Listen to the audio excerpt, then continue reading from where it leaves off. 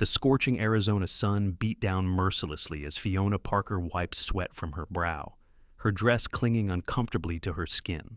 She'd been warned about the treacherous terrain surrounding Tombstone, but the shortcut to her uncle's ranch had seemed so inviting. Now, as the ground beneath her feet transformed from solid to something unsettlingly soft, Fiona realized her grave mistake. "Help!" she cried out, her heart hammering as she sank inch by inch into the deceptive mud. Her father's pocket watch, the only memento she had left of him, dangled from her neck as she struggled, the chain threatening to disappear beneath the surface along with her. "Somebody, please!" The year was 1882, and Fiona had traveled all the way from Boston to start anew after her parents' passing. At 22, she possessed book knowledge aplenty but precious little understanding of the wild terrain of the Arizona Territory. The quicksand had already claimed her to the knees, and panic seized her chest as she realized no one might hear her cries in this desolate stretch between town and her uncle's homestead. Then she saw him a silhouette against the setting sun, a man atop a chestnut stallion. "Over here!" she screamed, waving frantically, praying he wasn't a mirage born of desperation. Dust kicked up behind the horse as the rider approached at full gallop. He pulled his mount to a stop and dismounted in one fluid motion, his spurs jangling as his boots hit the ground.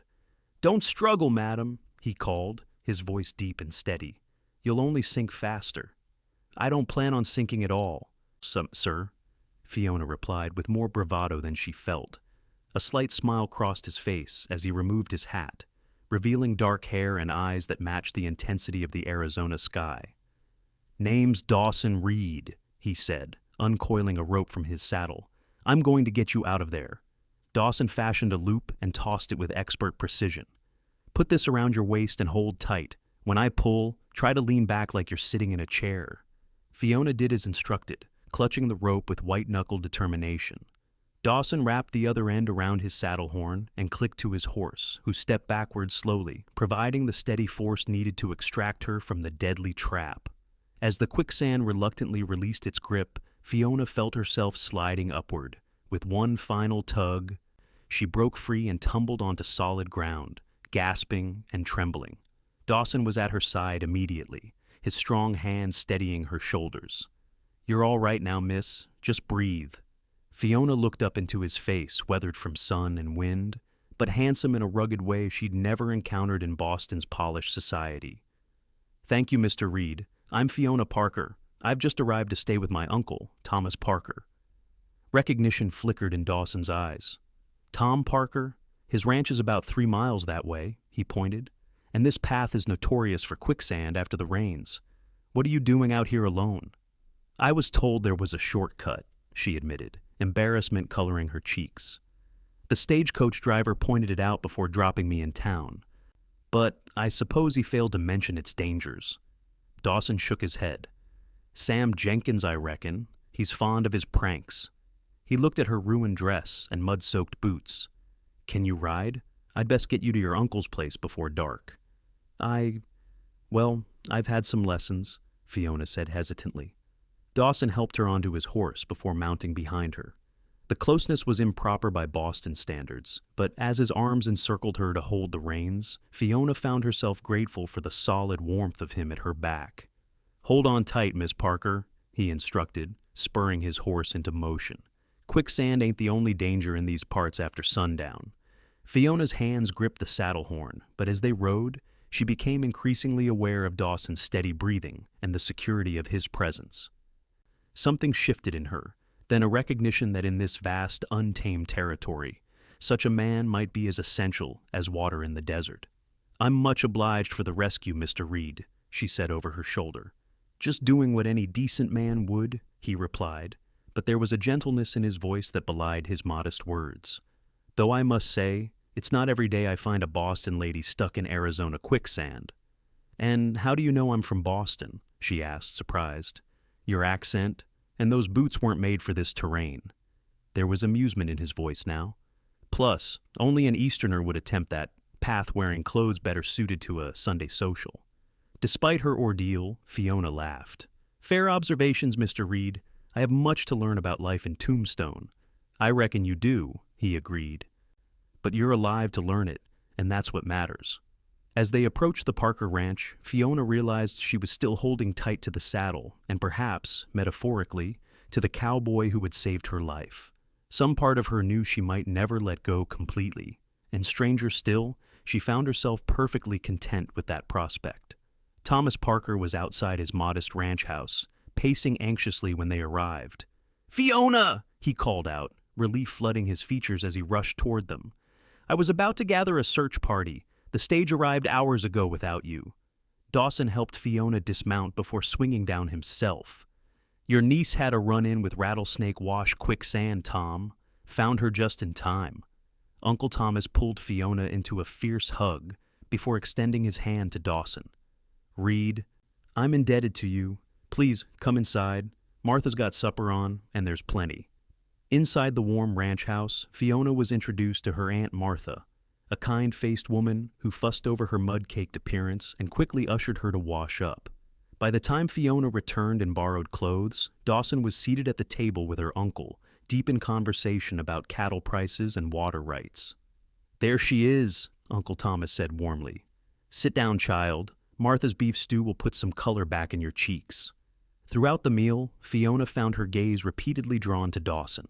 He wasn't like the men she'd known in Boston. There was nothing affected or pretentious about him. He spoke plainly about his small cattle operation north of town, the drought concerns, and the changing character of Tombstone as the silver boom continued. "The town's growing too fast for its own good," he remarked, "bringing all sorts and some good folks, some looking to make a quick fortune, others just running from something." "And which are you, Mr. Reed?" Fiona asked boldly. Her uncle cleared his throat, but Dawson just smiled. "Born and raised in Texas, Miss Parker. Came here 5 years back looking for better grazing land. Nothing to run from, just something to build." His eyes held hers. "How about yourself? What brings a Boston lady to Tombstone besides visiting family?" Fiona set down her fork. "My parents passed within months of each other last year. Father from pneumonia, mother from—" She hesitated. "Well, the doctors called it heart failure, but I believe it was grief." The table fell silent. "There was nothing left for me there. Uncle Thomas's invitation offered a fresh start." "I'm sorry for your loss," Dawson said quietly.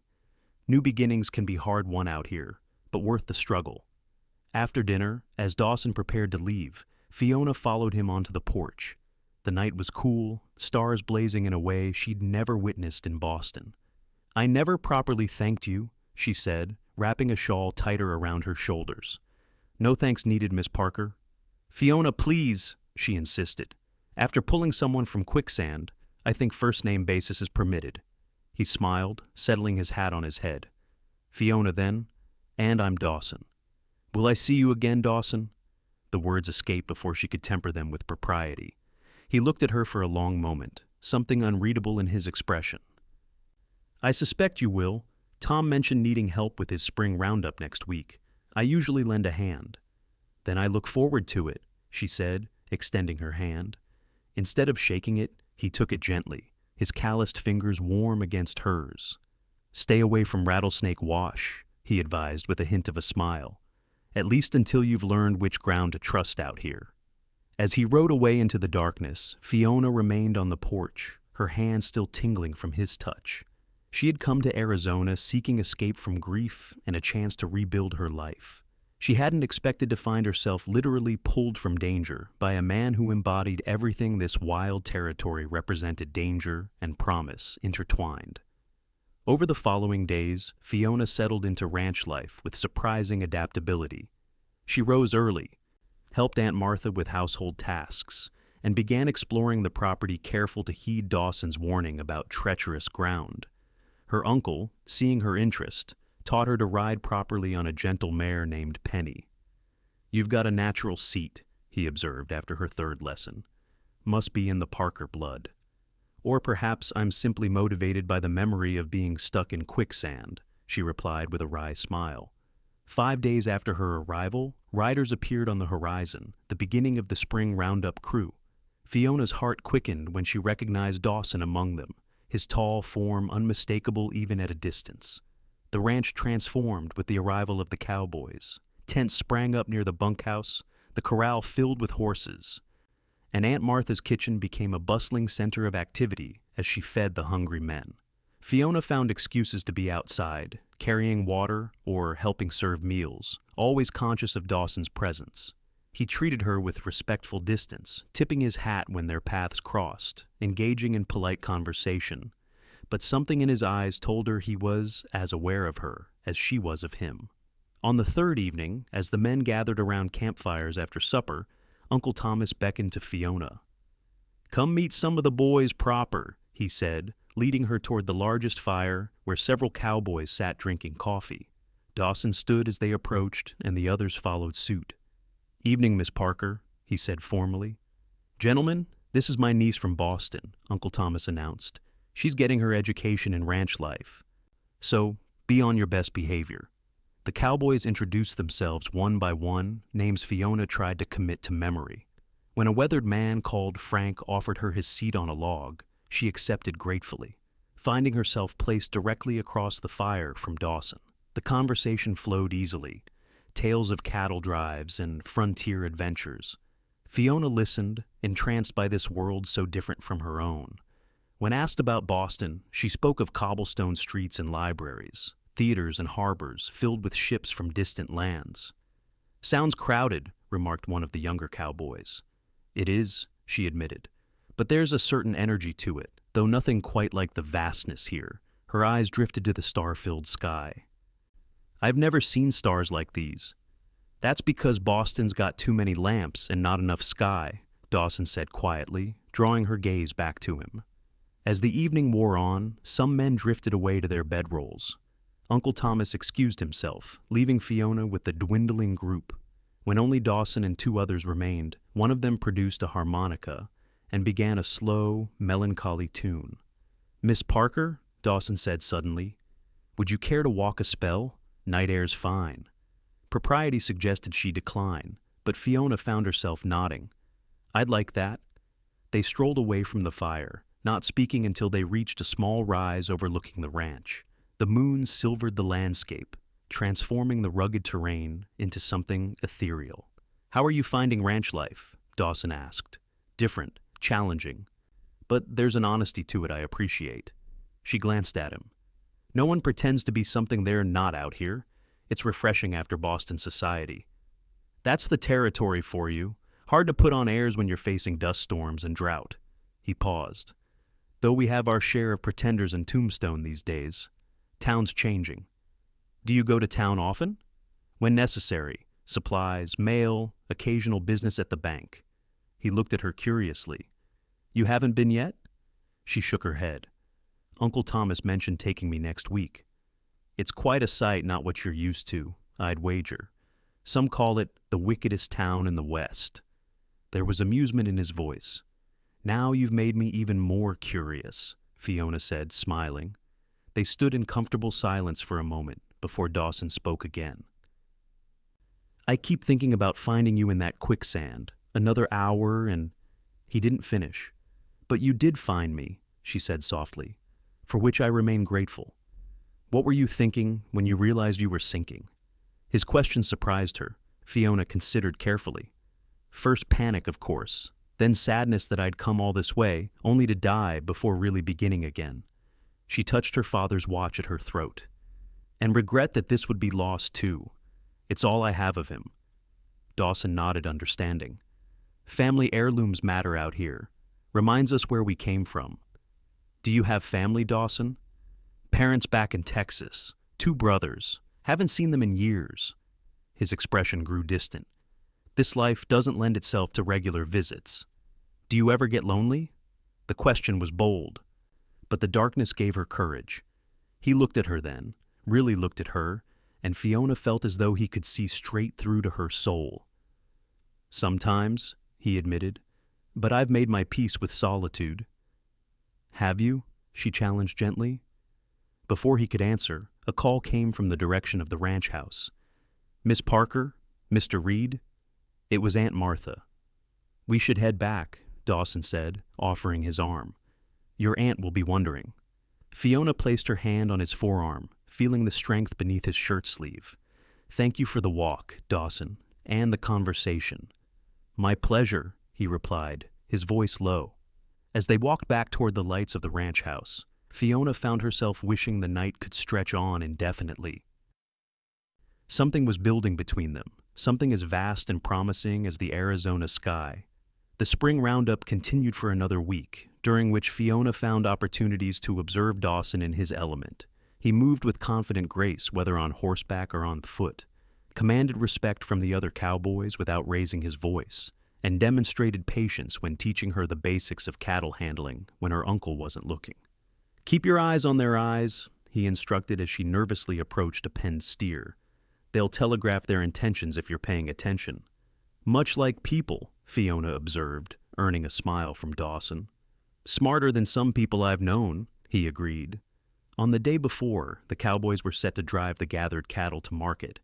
Uncle Thomas announced they would all ride into Tombstone. "The boys deserve a night of civilization before the drive," he explained to Fiona, "and it's time you saw the town properly." Aunt Martha helped Fiona prepare, lending her a riding skirt and advising her on what to expect. "Tombstone's grown wild with the silver strike," she cautioned. "Stay close to your uncle or me. The respectable parts of town are pleasant enough, but there are establishments no lady should enter." They set out mid-morning, a procession of riders with Fiona between her aunt and uncle. Dawson rode ahead with several other men, occasionally glancing back as if to ensure she was managing well. Tombstone rose from the desert like a fever dream, a sprawling collection of buildings far more substantial than Fiona had expected. As they rode down Allen Street, she was struck by the contrast between elegant brick structures housing banks and mercantiles, and the rough-hewn saloons with their garish signs.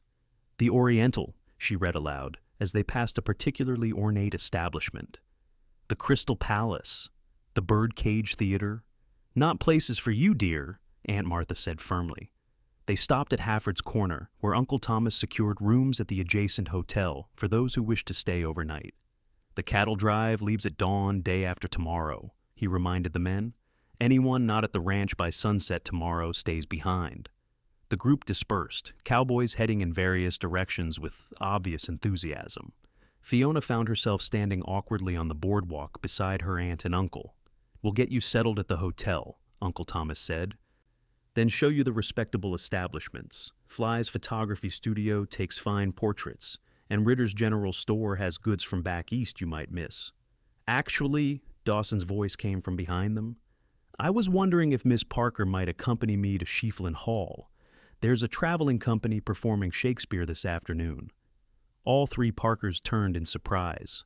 Dawson stood holding his hat, looking uncharacteristically uncertain. "Shakespeare? Here?" Fiona couldn't hide her astonishment. "Tombstone's not completely uncivilized," he said with a small smile. "The town has aspirations." Uncle Thomas looked between them, his expression thoughtful. "Martha and I have business at the assay office and the bank." He turned to his wife. "What do you think, dear?" Aunt Martha studied Dawson carefully. "Mr. Reed has proven himself a gentleman," she said finally. "If Fiona wishes to attend, I see no harm provided they remain in public venues and return before dark." Fiona tried to contain her excitement. "I would very much like to go. Thank you, Uncle Thomas, Aunt Martha." They arranged to meet at Vogan's bowling alley for supper at 6 o'clock, and then Dawson offered Fiona his arm. As they walked down Allen Street, Fiona was acutely aware of curious glances from passers-by. A cowboy escorting a lady in a proper riding habit was evidently an unusual sight. "How did you know about the Shakespeare performance?" she asked. "Read it in the epitaph the local newspaper," he explained. "Thought you might appreciate something familiar from back east." The gesture touched her deeply. That was very thoughtful. Schieffelin Hall proved to be a surprisingly elegant theater. Inside, miners in their Sunday best sat alongside business owners and their wives. The performance scenes from Romeo and Juliet was ambitious if somewhat uneven, but Fiona was transported by the familiar words in this most unfamiliar setting. During the balcony scene, she glanced at Dawson and found him watching her rather than the stage, his expression unreadable in the dim light. Heat rose to her cheeks, and she returned her attention to the performance, intensely aware of his presence beside her. Afterward, as they stepped back onto the sunlit street, Dawson suggested they visit the ice cream parlor recently opened near the courthouse. Unless you'd prefer to see more of the town first? Ice cream sounds wonderful, Fiona agreed, delighted by this unexpected side of Tombstone. Over dishes of vanilla ice cream flecked with Mexican vanilla, they discussed the performance, books they had read, and eventually circled back to their respective pasts. You mentioned your ranch is north of town, Fiona said. Is it very large? Modest by Texas standards, about 2,000 acres. Enough for the herd I'm building, with good water access. Pride colored his voice. Started with just 50 head and a rundown cabin, up to 300 cattle now, and I built a proper house last year. All on your own? Had help with the raising, but designed it myself. He hesitated. It's not fancy, but it's solid. 3 bedrooms, thinking ahead. The implication hung in the air between them. Fiona busied herself with her ice cream, not trusting herself to respond appropriately. And you? Dawson asked, mercifully changing the subject. What did you leave behind in Boston besides painful memories? Friends, some family, my father's law practice which went to his partner, a house too full of ghosts, she sighed. I taught at a girls' school for a while, literature and composition. A teacher, he nodded. That explains your way with words. Tombstone has a school, doesn't it? 2 now, with all the new families arriving. They're always seeking qualified teachers. He studied her. Is that something you'd consider? The question startled her. She hadn't thought beyond her grief and escape, hadn't considered what her future in Arizona might actually entail. Perhaps, she said slowly. I hadn't planned that far ahead. The territory needs educated women, Dawson said seriously. Especially those willing to put down roots. Before she could respond to the loaded statement, the clock on the courthouse tower chimed 5. We should start back toward Vogan's, Dawson suggested, rising to pay their bill. As they walked, Fiona found the courage to ask what had been on her mind. Will I see you again after the cattle drive? Dawson stopped walking, turning to face her directly. I'd like that very much, Fiona, if you would. I would, she admitted, heart pounding. Something shifted in his expression, a certainty replacing doubt. Then you will.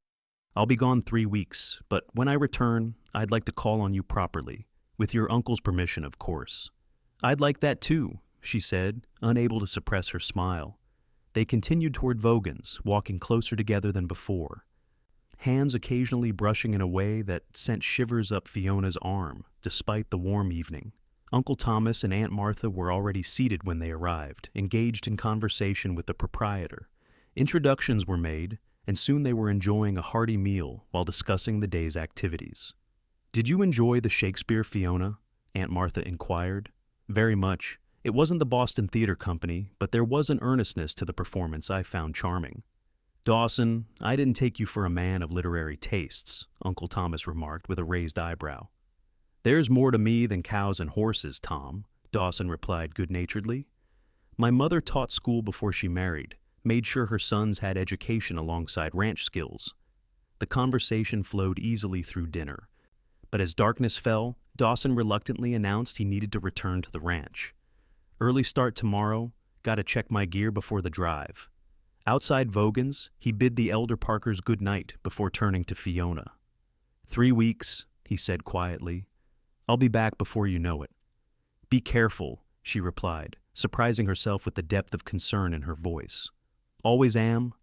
His hand brushed hers, a fleeting touch that no one else would notice. Think of me while I'm gone? I suspect I could think of little else, she admitted in a whisper. His smile, rare and transformative, warmed her from within. Good night, Fiona Parker. As he walked away toward the livery stable, Fiona watched until he disappeared from sight. Something profound had shifted within her since that moment in the quicksand. She had come to Arizona seeking safety and a new beginning, only to find herself falling for a man whose life embodied the very dangers and uncertainties of this wild territory. Yet, as she followed her aunt and uncle to the hotel, Fiona realized she wouldn't have it any other way. Dawson Reed had pulled her from the quicksand, but metaphorically, she was sinking just as surely into something else, something that felt remarkably like love. The 3 weeks of Dawson's absence crawled by with excruciating slowness. Fiona threw herself into ranch life, learning everything her aunt and uncle could teach her about cattle, horses, gardening in the arid climate, and the rhythms of the seasons in Arizona territory. 2 weeks into Dawson's absence, Uncle Thomas took her into town again, this time with a purpose. "Thought you might want to speak with Mrs. Townsend at the schoolhouse," he said as they rode. "She mentioned needing an assistant for the fall term." Fiona's heart leapt at the prospect. "You wouldn't mind if I took a position in town?" "Mind? I'd be proud as punch to have my niece educating Tombstone's children." He gave her a sidelong glance. "Besides, gives you a reason to stay in the territory, should you be considering it." Mrs. Townsend proved to be a formidable woman in her 50s, with sharp eyes and a no-nonsense manner. She questioned Fiona thoroughly about her educational background and teaching experience before nodding approvingly. "We need someone for literature, composition, and basic Latin," she explained. 28 pupils now, ages 6 to 16, and growing by the week. "Can you start September 1st? "I would be delighted," Fiona replied, trying to contain her excitement. As they left the schoolhouse, Uncle Thomas suggested they visit the newspaper office. "John Clum's a friend," he explained. "Thought you might like to see how news gets made out here." The Tombstone Epitaph office was a hive of activity, with typesetters working furiously while a wiry man with intelligent eyes directed operations. He greeted Thomas warmly and welcomed Fiona with genuine interest. "A teacher from Boston. That's a story in itself," Clum declared. "Mind if I mention your appointment in next week's edition?" Before Fiona could respond, the door burst open and a dust-covered young man rushed in. "Boss, the cattle drive from Tucson was ambushed near the San Pedro. Rustlers took half the herd." Fiona's blood ran cold. "The San Pedro? But that's the route Reed and our boys would be taking," Uncle Thomas finished, his face grave. "Any casualties?" Clum demanded of the messenger. "2 cowboys wounded, 1 critical. Doc Holliday's with them at the hotel." Fiona's world narrowed to a pinpoint of fear. "Uncle Thomas, we'll head to the hotel right now," he assured her, taking her elbow. "John, send word to the ranch if you hear anything more." The short walk to the Grand Hotel felt interminable. Inside, they found the lobby in chaos, with the sheriff questioning men, while the hotel staff rushed about with bandages and water. "Sheriff Bean," Uncle Thomas called. "Any news of the Parker Reed drive?" The sheriff turned, his expression grim. "Different outfit, Tom. The Sanford operation out of Tucson. Haven't heard anything about your boys yet." Relief washed through Fiona, followed immediately by shame for feeling relieved when others were suffering. "Is there anything I can do to help?" she asked, indicating the wounded men being tended in the corner.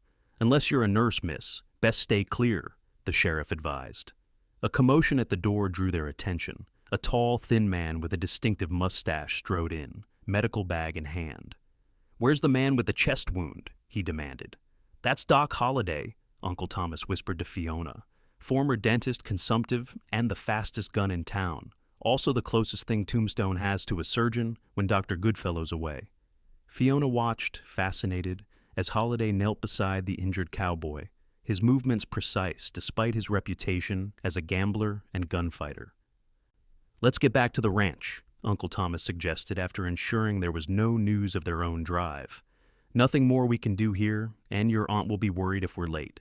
The ride home was tense, both of them scanning the horizon as if expecting to see riders bringing news. When they arrived, Aunt Martha rushed out to meet them, her face tight with worry. "You've heard then?" Uncle Thomas asked as he dismounted. "Luis rode in from town an hour ago. The Sanford drive was hit, but no word about our boys." She gripped her husband's arm. "Thomas, if the same gang—" "We don't know anything yet," he said firmly. "Our route is different, and Dawson knows the territory. Best not to borrow trouble." That night, Fiona barely slept, her mind conjuring terrible scenarios. By morning, shadows underscored her eyes. But she rose early and threw herself into chores with grim determination. 3 days passed, with no news. Uncle Thomas rode to town daily, returning each evening with the same report. Nothing definite known about their drive. On the 4th day, as Fiona was hanging laundry, she spotted a cloud of dust on the horizon. Shielding her eyes, she made out a line of riders and cattle moving slowly toward the ranch. "Uncle Thomas!" she shouted, dropping the wet sheet she'd been about to pin. Riders coming!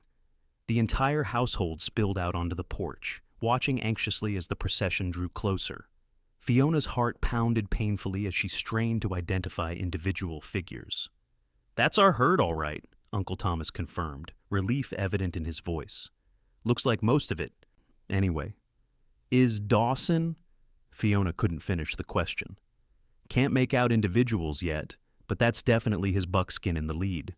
Fiona sagged against the porch post, knees weak with relief.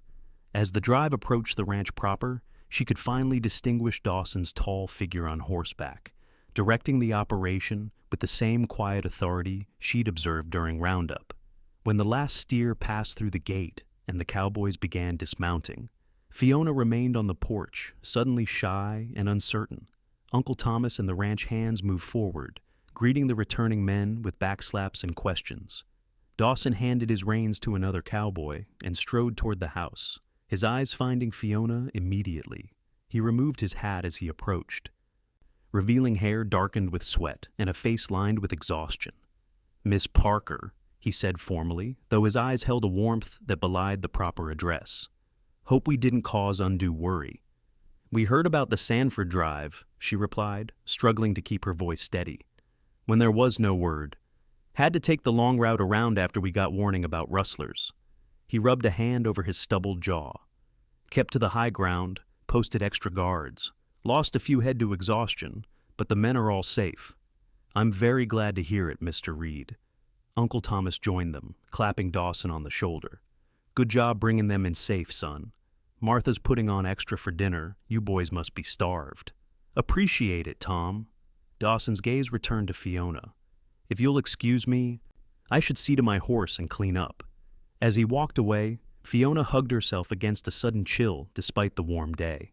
The fear she'd experienced while awaiting news had clarified something important. Her feelings for Dawson Reed ran far deeper than attraction or gratitude. That evening, after the returning cowboys had bathed, changed, and consumed a hearty meal, the mood around the ranch was celebratory. Someone produced a fiddle, and impromptu dancing began in the yard. Fiona, having changed into her best dress, found herself watching from the porch steps when Dawson appeared beside her, clean-shaven and wearing a fresh shirt. "May I join you?" he asked. "Please." She moved slightly to make room. They sat in companionable silence for a moment, watching the revelry. Finally, Dawson spoke. "I thought about you every day on the trail." The simple statement sent warmth coursing through her. "I worried constantly once we heard about the ambush.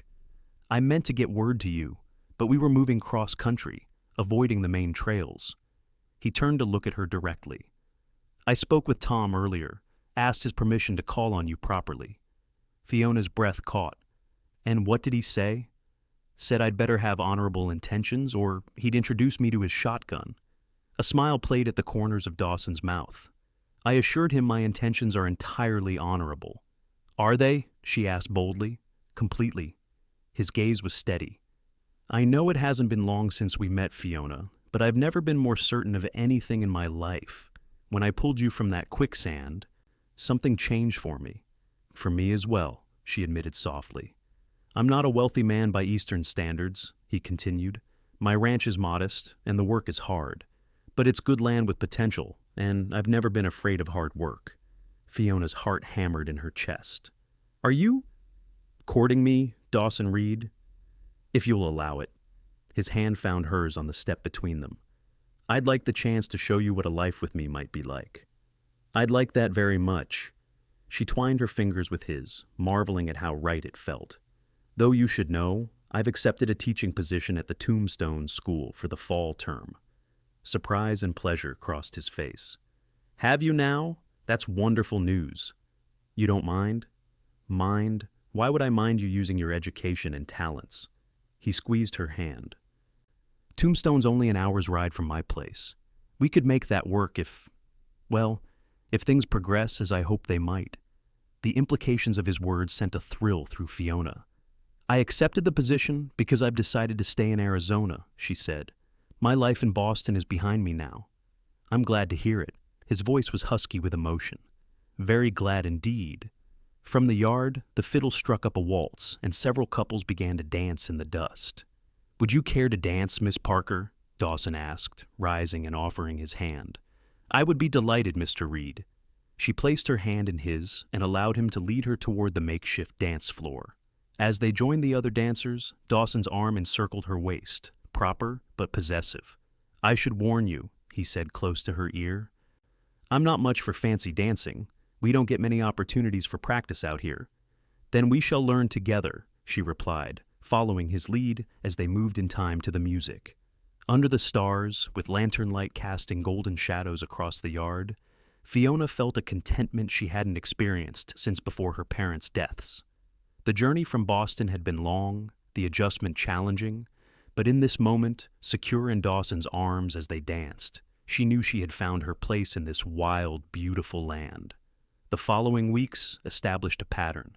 Dawson rode to the Parker Ranch every Sunday after church, sometimes staying for supper, other times taking Fiona for carefully chaperoned rides around the property. They discovered shared interests in books and music, debated politics and the future of the territory, and gradually revealed their histories to each other. "My father wanted all three of us boys to take over the family ranch together," Dawson explained one afternoon as they sat on the porch swing. "But it wasn't big enough to support 3 families, and my brothers and I were too stubborn to work under each other, so I struck out on my own." "Do you regret leaving?" Fiona asked. "Sometimes, especially at Christmas or when I hear news of new nieces and nephews I haven't met." He smiled ruefully. "But I needed to build something that was mine, something I could be proud of." "And are you proud of what you've built?" "Getting there." His eyes held hers. "Still some things missing." By late July, with the start of the school term approaching, Dawson suggested Fiona visit his ranch. "Bring your aunt as chaperone," he added quickly. "I'd like you to see the place before you make any decisions about your future." The following Saturday, Dawson arrived with his wagon to transport them. The journey took just over an hour, following a well-maintained trail north of Tombstone. As they crested a hill, Dawson pulled the team to a halt.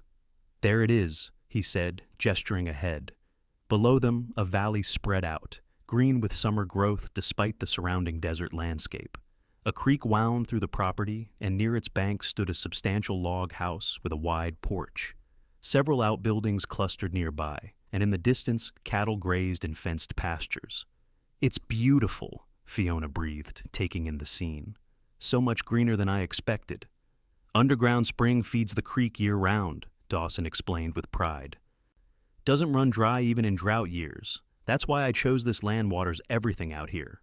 As they descended into the valley, details came into focus. A garden plot beside the house, chickens pecking in a fenced yard, 2 horses watching their approach from a corral. "You've done well for yourself, Dawson," Aunt Martha remarked approvingly. "A proper homestead." "Thank you, madam. Still plenty of work to be done, but it's coming along." A young man emerged from the barn as they pulled up, hurrying to take the horse's reins. "Jose works for me part-time," Dawson explained. "His family has a small place adjoining mine to the west." Inside, the house revealed Dawson's practical nature and surprising attention to comfort. The main room combined kitchen, dining area, and living space, with a stone fireplace as its focal point. Simple but well-crafted furniture filled the space, including a rocking chair positioned by a window overlooking the creek. "My mother's design," Dawson said when Fiona commented on the rocker's elegant lines. "My father made one like it for her wedding gift. I copied it from memory." The tour continued through the 3 bedrooms, Dawson's Spartan but tidy quarters, a guest room currently used for storage, and a 3rd room that stood empty save for a beautifully crafted bed frame. "Haven't gotten around to furnishing this one yet," he said, a flush coloring his neck above his collar. Fiona ran her hand along the bed frame's polished surface. "Did you make this as well?" "Over the winter," he admitted. "Gives me something to do during the long evenings." The implications hung in the air between them until Aunt Martha cleared her throat. "Perhaps we might see the garden next, Mr. Reed." Outside again, Dawson showed them the vegetables and herbs he cultivated, the spring house for keeping food cool, and the workshop where he crafted furniture during the winter months. "It's a fine operation," Aunt Martha said as they prepared to depart late that afternoon. "You've created something substantial here, Mr. Reed." "Thank you, madam. That means a great deal coming from someone who knows ranch life as you do. As they drove back toward the Parker Ranch, Fiona sat quietly, her mind filled with images of Dawson's home and possibilities for the future. "You're thoughtful, dear," Aunt Martha observed. "Just thinking about how different my life has become in a few short months," Fiona replied. "If I hadn't taken that shortcut and encountered Quicksand—" "Providence works in mysterious ways," her aunt said with a knowing smile. 2 days before the school term was to begin, Dawson arrived unexpectedly at the Parker Ranch, dressed in his Sunday best, despite it being a Tuesday. "Might I have a word with Fiona?" he asked Uncle Thomas formally. "Of course." Thomas exchanged a glance with his wife. "We'll be inside if you need us." When they were alone on the porch, Dawson removed his hat and took a deep breath. "I know you're starting your teaching position soon, and I respect that commitment completely." "Thank you," Fiona said, puzzled by his serious demeanor. "I also know we haven't known each other long by some standards, though out here, folks tend to make decisions more quickly than back east." He ran a hand through his hair, uncharacteristically nervous. "What I'm trying to say, not very well, is that I've fallen in love with you, Fiona Parker." Her heart soared at the declaration, but she remained silent, sensing he had more to say. "I want to build a life with you, a partnership. I admire your courage in coming west, your resilience in adapting to this life, your intelligence and kindness." He reached into his pocket and withdrew a small box. "I had this made in town." Inside lay a simple gold band, set with a small but perfect diamond. "It's beautiful," Fiona whispered. "I'm asking if you'll marry me, Fiona. Not immediately, I know you want to fulfill your teaching commitment, and I respect that. But when you're ready." His eyes searched hers. "I love you, and I want to wake up beside you every morning for the rest of my life." Tears blurred Fiona's vision as joy overwhelmed her. "Yes," she said without hesitation. "Yes, Dawson Reed, I will marry you." He slipped the ring onto her finger, his hands trembling slightly. "Are you certain? Life on a ranch is hard, especially for someone raised in the city." "I've never been more certain of anything," she assured him, reaching up to touch his face. "I love you, Dawson. You pulled me from the quicksand that day, but you've also pulled me from the grief that was consuming me. You've given me a new life, a new purpose." His arms encircled her waist, drawing her close. "May I kiss you, Fiona Parker? For the first time, as my future wife?" "Please," she whispered. His lips met hers gently at first, then with growing passion as she responded eagerly. When they finally parted, both were breathing rapidly. "We should tell your aunt and uncle," Dawson said, his voice husky. Uncle Thomas and Aunt Martha received the news with evident pleasure, but insisted on a proper engagement period of at least 6 months. "Fiona should complete at least 1 term of teaching," Aunt Martha declared, "and you young people should be certain before taking such a step." "I'm already certain," Dawson said, his arm around Fiona's waist. "But I agree Fiona should fulfill her commitment to the school." The following months established a rhythm. Fiona taught during the week while living in a small boarding house in Tombstone. Every Friday after school, Dawson arrived to escort her to his ranch for the weekend, with a proper chaperone, usually Jose's mother, Mrs. Mendoza, in residence. These weekends allowed Fiona to become familiar with ranch operations and to add her own touches to what would soon be her home. She planted flower beds alongside the vegetable garden, hung curtains she sewed herself, and filled bookshelves Dawson crafted specifically for her collection. In town, she flourished as a teacher, winning the respect of parents and the adoration of her students. Word of her engaging teaching methods spread, increasing enrollment at the school. "You've found your calling," Mrs. Townsend observed one afternoon. "These children are fortunate to have you." "I've found much more than that," Fiona replied, twisting her engagement ring. "I've found a home." As winter settled over the territory, preparations for the spring wedding intensified. Fiona wrote to her few remaining relatives in Boston, inviting them to the ceremony, but not expecting many to make the journey. To her surprise, her mother's sister and brother-in-law responded that they would attend, along with their daughter. "You'll finally have family present," Dawson said when she shared the news. "I already have family here," she replied, squeezing his hand. "You, Uncle Thomas, Aunt Martha, you're my family now." December brought Christmas celebrations, with Dawson joining the Parkers for a festive dinner. As they exchanged gifts by the fire, Fiona presented Dawson with a hand-knitted scarf and a leather-bound collection of Shakespeare's sonnets. "For cold nights when we're apart," she explained. His gift to her was a delicate gold locket containing a small photograph of her parents she'd brought from Boston. "So they can be with you on our wedding day," he said quietly. Tears filled her eyes as she threw her arms around him. "It's perfect. You're perfect." The winter months passed with anticipation building. Fiona completed her first term of teaching with such success that the school board requested she continue indefinitely. "I'll need to discuss it with my future husband," she told them. "The ranch is an hour's ride each way." "Perhaps we could arrange a 3-day schedule," the board chairman suggested. "Tuesday through Thursday in town, long weekends at the ranch." When she presented this compromise to Dawson, his response surprised her. "If teaching brings you joy, we'll make it work," he said firmly. "I'd never ask you to give up something that fulfills you. But the ranch, we'll always need attention, yes, but we'll manage together." He kissed her forehead. "Partners, remember?" As winter gave way to spring, wedding plans accelerated. The ceremony would take place at the small church in Tombstone, with a reception following at the Parker Ranch. Fiona's dress, ordered from a seamstress in Tucson, arrived 2 weeks before the wedding, a confection of ivory satin and lace that made Aunt Martha cry when Fiona tried it on. "You look like an angel," she sniffed, adjusting the veil. "Your parents would be so proud." The night before the wedding, after the rehearsal dinner, Dawson and Fiona stole a moment alone on the Parker Ranch porch. "This time tomorrow, you'll be Mrs. Reed," he said, holding both her hands in his. "Having any doubts?" "Not a single one," she assured him. "Though I admit I'm nervous about the ceremony itself. So many people watching." "Just look at me," he advised. "Forget everyone else is there." "That's easy enough," she smiled up at him. "You tend to command my attention completely." The April morning dawned clear and mild, perfect for a wedding. At the small church in Tombstone, flowers adorned every surface, their fragrance filling the air as guests arrived. Fiona's relatives from Boston looked somewhat out of place among the frontier folk, but they made an effort to engage with the locals. In the small anteroom serving as a bridal chamber, Aunt Martha helped Fiona dress, while her cousin Elizabeth arranged the veil.